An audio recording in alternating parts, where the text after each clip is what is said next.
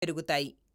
ఒకవేళ తూర్పు పడమర కాకుండా ఉత్తర దక్షిణ దిశలలో పేర్చితే ఒక బెడ్ నీడ ఇంకొక దానిపై పడి మొక్కలకు కావలసిన గాలి వెలుతురు అందక ఏపుగా పెరగవు. రోజ్ క్యాన్ను ఉపయోగిస్తూ రోజుకు కనీసం 2 సార్లు నీళ్లు పోయాలి.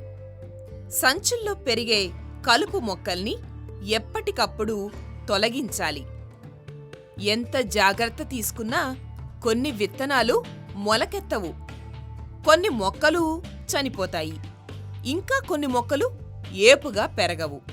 అందుకే అప్పుడప్పుడు మొక్కల్ని ఉన్న చోటు నుండి మారుస్తూ ఎదుగుదలను బట్టి విభజించి వేర్వేరుగా సర్దుకోవాలి. దీనినే షిఫ్టింగ్ అంటారు. మొలకెత్తని విత్తనాలున్న సంచులను వేరుచేసి వాటిలో మరోసారి విత్తనం విత్తడం లేదా మొక్కను నాటడం చెయ్యొచ్చు. పాలిథిన్ సంచులను వరుసలుగా పేర్చినప్పుడు కొద్ది రోజులకి కొన్ని మొక్కల వేళ్లు పెరిగి నేలలోకి చొచ్చుకుపోయే అవకాశము ఉంది. వేళ్లు భూమిలోకి వెళ్లకుండా క్రమం తప్పక మొక్కలను ఎప్పటికప్పుడు మారుస్తూ ఉండాలి. దీనిని కూడా షిఫ్టింగ్ అంటారు. మొక్కల్ని తరలించేటప్పుడు ఆ మొక్కను వేరుతో సహా బలంగా లాగకూడదు. దీనికోసం ప్రత్యేకమైన కట్టర్ అనే సికేచర్తో మాత్రమే జాగ్రత్తగా వేరును కత్తిరించి మొక్క షాక్కు గురికాకుండా భూమి నుంచి వేరు చెయ్యాలి.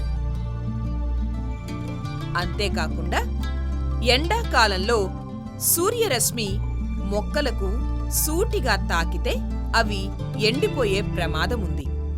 అందుకే మొక్కల మీద ఎండ పూర్తిగా పడకుండా హాఫ్ షేడ్ నెట్లు ఏర్పాటు చేసుకోవాలి. ఈ నెట్ల వలన మొక్కలు ఎండ వేడిమికి వాడిపోకుండా ఉంటాయి. మొక్కలకు కావలసిన మేర సూర్యరశ్మి అందుతుంది.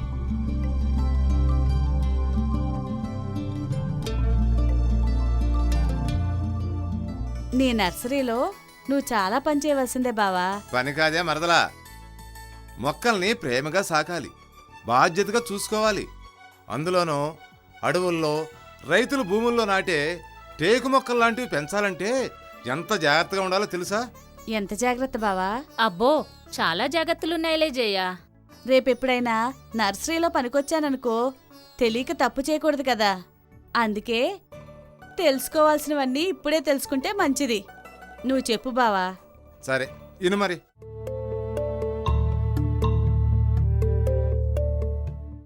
విత్తనం మొలకెత్తాక ఆ మొక్కలను అలాగే పాలిథీన్ సంచుల్లో నాటడం ఒక పద్ధతి కాగా, టేకు మొక్కల్ని స్టంపులుగా చేసి పాలిథీన్ సంచుల్లో నాటడం మరొక పద్ధతి. టేకు మొక్కను స్టంపుగా మార్చడం వలన మొక్క తక్కువ కాలంలో మరింత ఏపుగా బలంగా పెరుగుతుంది. టేకు మొక్కలు 3 నుంచి 6 నెలల పాటు నారుమళ్లలో పెంచాక బెడ్ల నుండి జాగ్రత్తగా మొక్కలను వేరుతో సహా బయటకు తీయాలి. బెడ్ నుంచి బయటకు తీసిన మొక్క తల్లి వేరు కాండ భాగం 2 సెంటీమీటర్ల లావు ఉంటుంది. బెడ్ నుంచి బయటకు తీసిన మొక్క కాలర్ అంటే మెడపై కాండ భాగాన్ని 1.5 నుంచి 2 అంగుళాలు వరకు ఉండేలా క్రాస్గా కత్తిరించాలి. కాలర్ నుంచి కింద 7 అంగుళాలు వేరు భాగం ఉండేలా కత్తిరించాలి.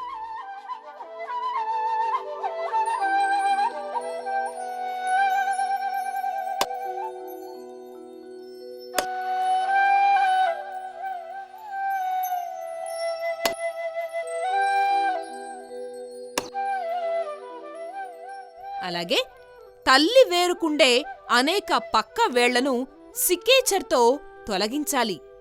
ఇలా టేకు మొక్కలను స్టంపులుగా మార్చుకోవాలి. ఒక కర్ర పుల్లలా కనిపించే ఈ స్టంపును మట్టి మిశ్రమం నింపిన పాలిథీన్ సంచులలో నాటుకోవాలి.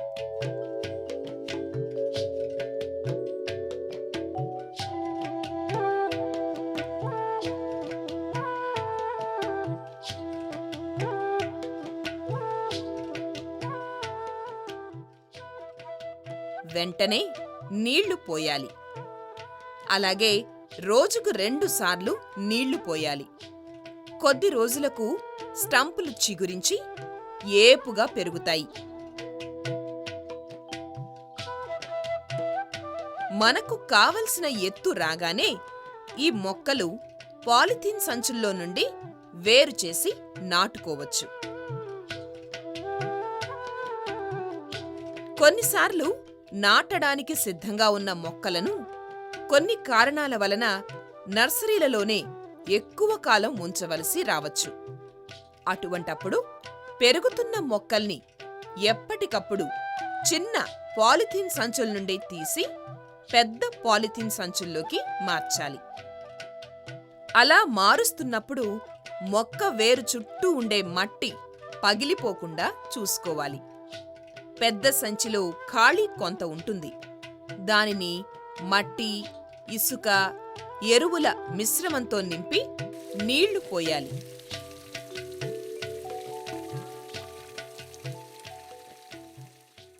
కేవలం జాగ్రత్తగా విత్తనాలు విత్తడం, మొక్కల్ని పెంచడమే కాకుండా మొక్కలను ప్లాంటేషన్కు తరలించేటప్పుడు అనేక జాగ్రత్తలు తీసుకోవాలి.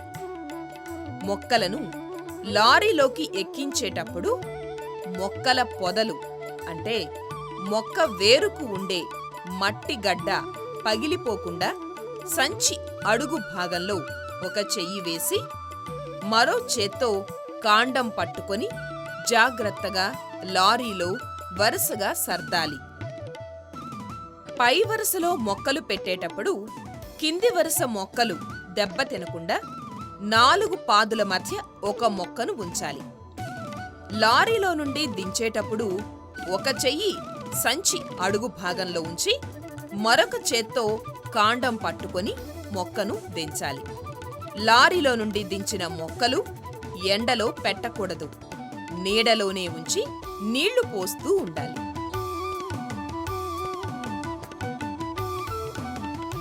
ఇటువంటి అన్ని విషయాలపై వన సేవకులకు అవగాహన ఉండాలి.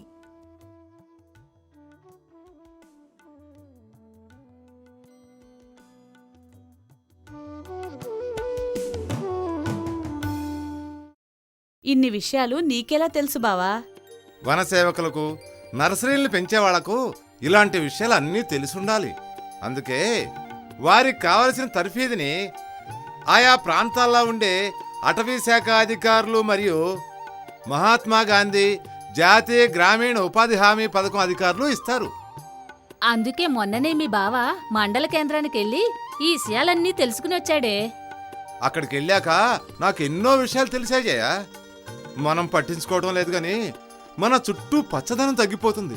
చెట్లు అంతరించిపోతున్నాయి. పచ్చదనం తగ్గితే పర్యావరణానికి ప్రమాదం. చెట్లు అంతరించితే మనిషి మనుగడకే కష్టం. ఉన్న చెట్లు కొట్టి మనం బతికేస్తే మన భవిష్యత్ తరాల వారికి మనం ఏం మిగులుస్తున్నాం? అందుకే మనం చెట్లు నాటాలి. చెట్లు నాటాలంటే నర్సరీలు కావాలి. మన బ్రతుకు కోసమే కాదు, జనమందరి క్షేమం కోసం పెంచేదే నర్సరీ అని నాకు అర్థమైంది బావా. అంతేకాదు, నర్సరీ పెంపకం గురించి నాకన్ని విషయాలు తెలిసాయి. రైతే రథ సారథి అయి నడిపించే చైతన్యం గ్రామీణ వన నర్సరీ గ్రామాలకు వనరులై గాంధీజీ కలలు గన్న గ్రామ స్వరాజ్యం కొరకై గాంధీజీ కలలు గన్న గ్రామ స్వరాజ్యం కొరకై పల్లె సీమలే ప్రగతికి పట్టుకొమ్మలవ్వాలని అదిగదిగో